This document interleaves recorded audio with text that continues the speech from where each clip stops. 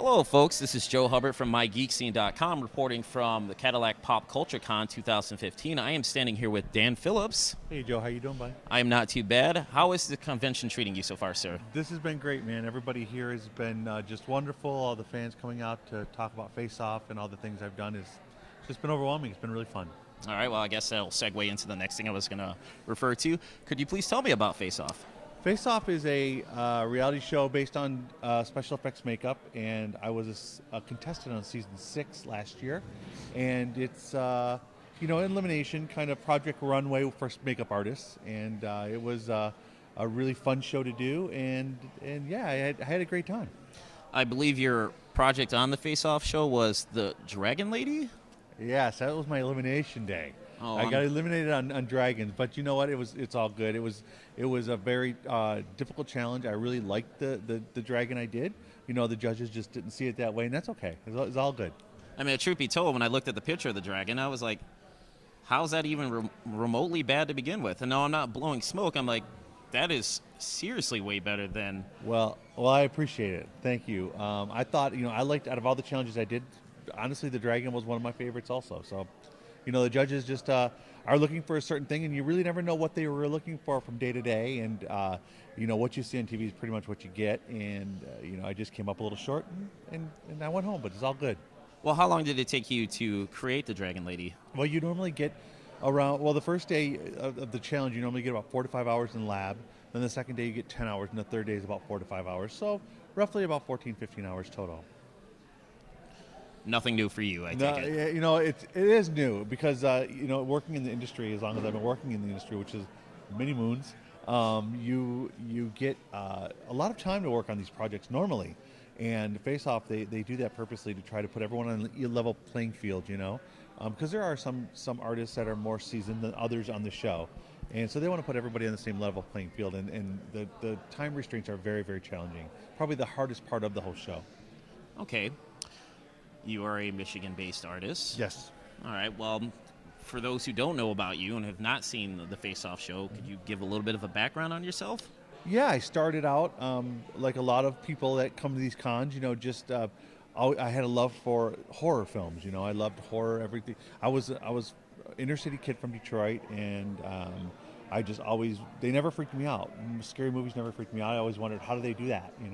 So I'd go home and like a lot of makeup artists when they're young, I would steal my mom's makeup and try to do scars on myself and everything else, to try to scare my friends and everything.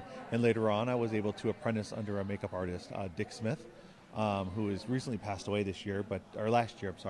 And the rest is kind of cinema history. I left my previous job, which I worked for Chrysler. I left Chrysler and went on a mission to become a full-time makeup artist. I'm now a union makeup artist, and I travel all over the world doing makeup and special effects makeup, and I love every minute of it. So you took the jump, and it paid off for you. Yeah, I'm that poster boy for, believe in yourself and believe in hard work and go out there and try to make it happen. And so far, by a lot of luck and a lot of patience and a lot of sitting behind a sculpting bench and learning this craft, I've been able to successfully do this for a while. So, interesting. Yeah. All right. One of the questions that I wrote down: have there been any characters you have tried to recreate on your own in your free time? Wow, that's a good question. I love the Universal monsters. I'm a big fan of the old Dracula, the old Wolfman Frankenstein. As a matter of fact, I'm in the process right now of doing some monsters at my shop that we're going to be recreating for my showroom at the shop, and it's going to be, I think the first one we're going to be doing is Frankenstein. So I'm really looking forward to doing some stuff for myself, for the shop. Was the photo of Frankenstein's monster on your website based off of Boris Karloff? Yes, that's an actual. I wasn't responsible for the making of that image. I airbrushed that image, and yes, it's I can't think off the top of my head who sculpted that, but I did that years and years and years ago. But yeah, that's a Boris Karloff Frankenstein. Awesome. Yeah.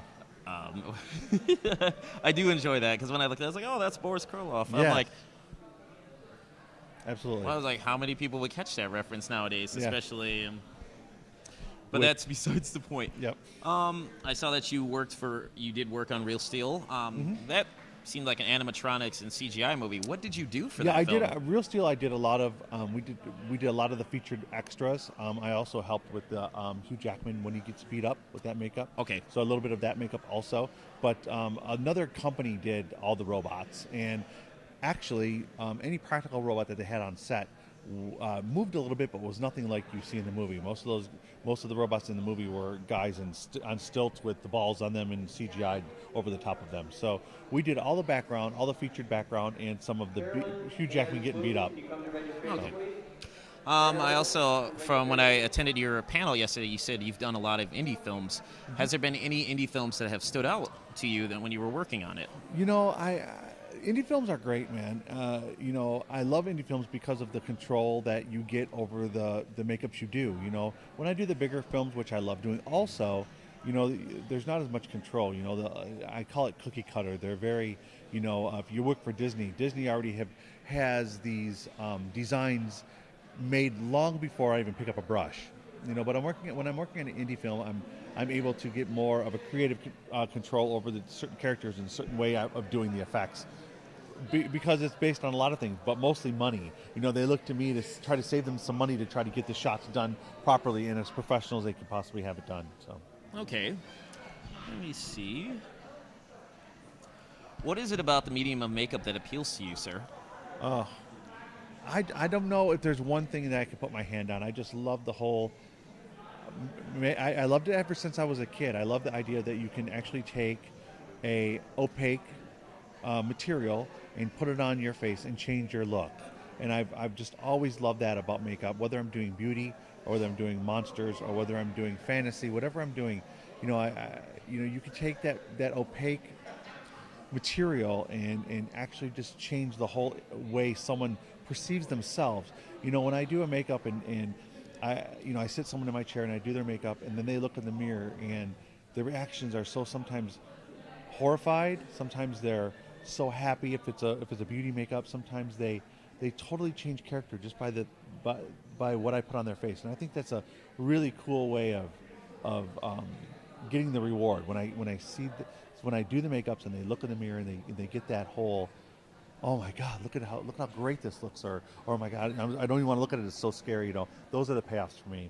So just the medium of makeup it's always fascinated me, and the more that the technology is advancing day by day now, you know, with shows like Face Off and all the people that are into Face Off and into the special effects world, the demand for the best technology out there is just getting more and more, and I love it. I love everything about it. You know, it's just a great medium. So. I like the fact that you're clearly passionate about yes, that. I love it. I could talk about it all day long. And that showed at your panel yesterday, and that really impressed me. Well, thanks, man. Thank you. When I was looking over the list of things that you worked on, one thing that actually stood out to me was that you worked with the Insane Clown Posse. Now, Yes. from what I understand, Violent J and Shaggy 2 Dope usually do their makeup, so what did you do with them? We actually did. I did a couple music videos for them, and we did the one I don't know the name of the song, but it was the one with Bob Marley Jr.'s son in it. He also does.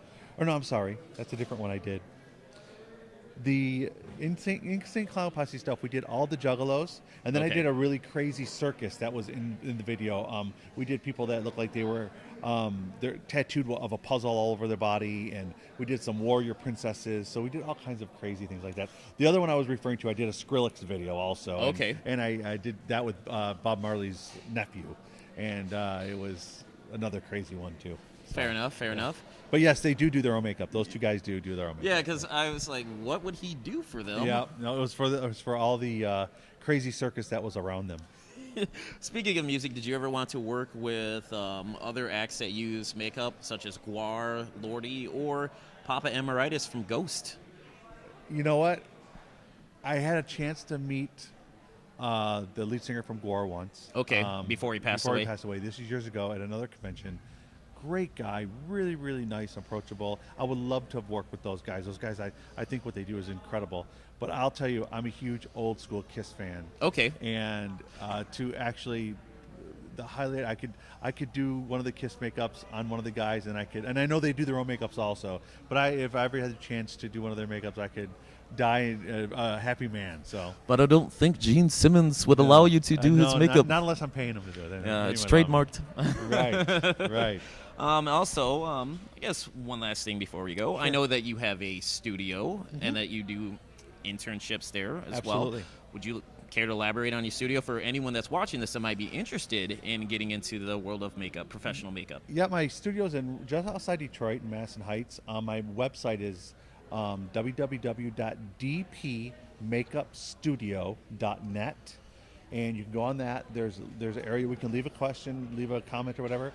Write me on there if you're interested. I check my website just about every day. It goes right to my personal email, so I'll check it every day, and we can work on anything as far as an internship. I do individual classes. We do it all at the studio. So absolutely, I would love to work with any aspiring Michigan-based makeup artists that are learning to either learn special effects or beauty. We do it all at the studio. So anything you guys want to learn, we do it.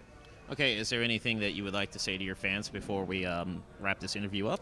I just want to say thanks for all the support. I hope you guys keep watching Face Off.